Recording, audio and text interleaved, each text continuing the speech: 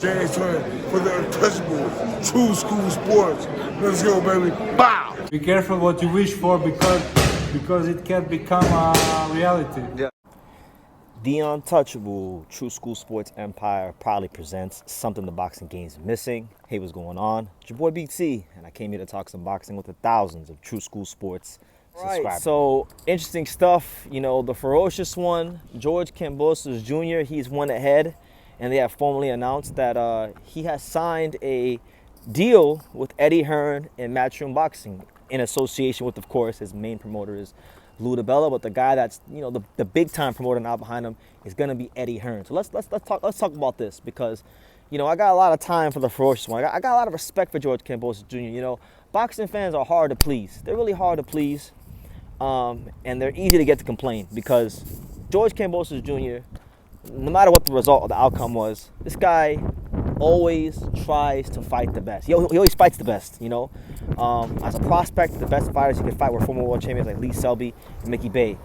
His first world title shot was against, at the time, and still to this day, one of the better fighters in the world today, Teofimo Lopez, who he was given no chance to beat. And he beat him, and then he came back off the heels of that, and he fought Devin Haney twice, lost both times. Fought, you know, Maxie Hughes. I thought he lost that fight, but still Maxie Hughes, good fighter. And then he fought Lomachenko. So, outcome aside, he's got one of the best like CVs and resumes in boxing as far as who have you fought. When boxing fans ask the question, who have you fought? Not who have you beat, because who have you beat is a different conversation than who have you fought, but who have you fought? George Kambosos Jr. has fought a lot of people. So let's give him his respect, and let's not disrespect him just because he's been on a tough slide recently. So, that being said, yeah, he's with Eddie Hearn now. I think this is if this is going to be the last phase of George Kambosos Jr.'s career, I think this is good for him. I think Eddie Hearn is going to give it his best shot at promoting George. George is not hard to promote because George talks a lot. He's a pound for pound #1 shit talker on Twitter. Very entertaining talker, very entertaining on the microphone. Gives us a lot. You know, in my limited experience, like interviewing him and stuff, he gave me a lot. I feel like he's always good with the media. He's very respectful to the media. He's very just, I think George Kambosos Jr., if we're being honest here, he's been a net positive for boxing, right? So as far as what could happen with him being promoted by Eddie Hearn, what are the possibilities? Let's talk about it. You got to fight on December the 7th, right? I believe it's either December the 7th or December the 14th. Somebody correct me in the comments if I'm wrong.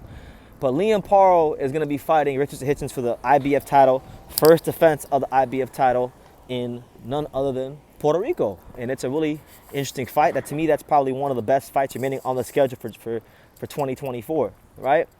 And I think if George were to fight the winner of that fight, he's in a win-win position no matter what. Because if he fights Paro, that's a big-time fight in Australia. You know, George already sold hella tickets at Marvel Stadium and, you know, all over the country of Australia. He's a name, right? Liam Paro is Australian. He's a good talker. He's a damn good fighter. I think the bigger fight obviously would be George versus Paro in Australia for the title. So there's that potentially in the works. If not that fight, if it's Hitchins, that's good too, because Hitchins and George have been talking shit on Twitter like crazy. And Hitchins, I don't know if he's trying to be the villain in his career or if he just really likes to talk that much shit.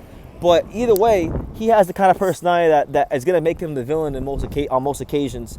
And I think that can make for a good fight. So, you know, those are two possibilities. If not that, right? If not that, then, you know, Eddie's got other guys. He's got Dalton Smith. Who is in the UK, who I know people have been wanting to see fight like Adam Azim.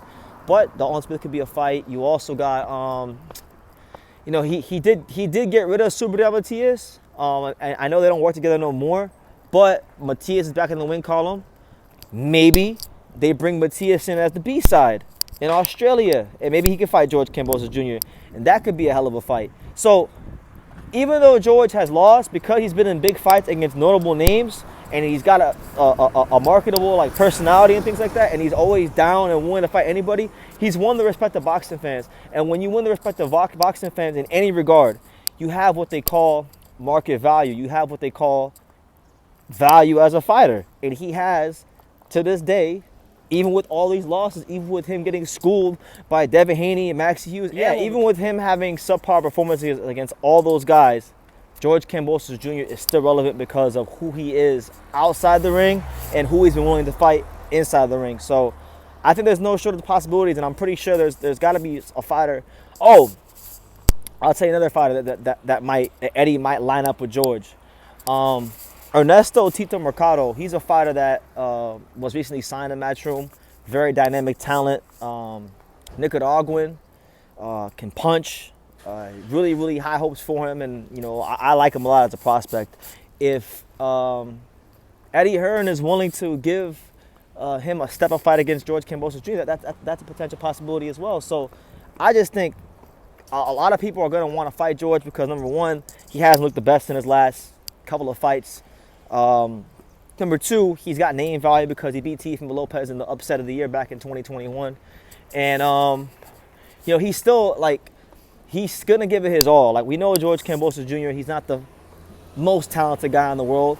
One thing about George that I really admire, and I feel like you could take it in your own everyday life, and you could apply it. If people could take this about George Kambosos Jr. and apply it to their own everyday, normal, regular life, then they'll be more successful. His relentlessness, his ability to stay consistent in the gym and go the extra mile and push himself, that's why he got to where he got to. And so we could all learn a lot from the ferocious one. But there's still value in him, and that's why Eddie signed him. Eddie Hearn wouldn't have signed him if there wasn't any monetary or market value left in his career. So we'll see how it goes. I do think it's an interesting move. I think Eddie Hearn's personality, his mouthpiece, with George Kambosos' personality, his mouthpiece, is going to make for some very entertaining moments at press conferences. And I ain't mad about it. So let me know what you guys think. Who do you want to see George fight next? I think, the Paro Hitchins winner. I think that's realistic. I think Dalton Smith. I think Ernesto Tito Mercado. Those are those are kind of the fights I'm thinking about for George. But I want to hear what you guys got in the comments. What do you guys make of it? Leave your comments down below. Make sure you guys take the time to subscribe. And like I say in every single one of these videos, you can love me or you can hate me, but I'm just a kid from Dang It. So until next time, take care, guys. Thank you for watching another video on the untouchable True School Sports Empire. For more great boxing content just like this, make sure you guys click right over here.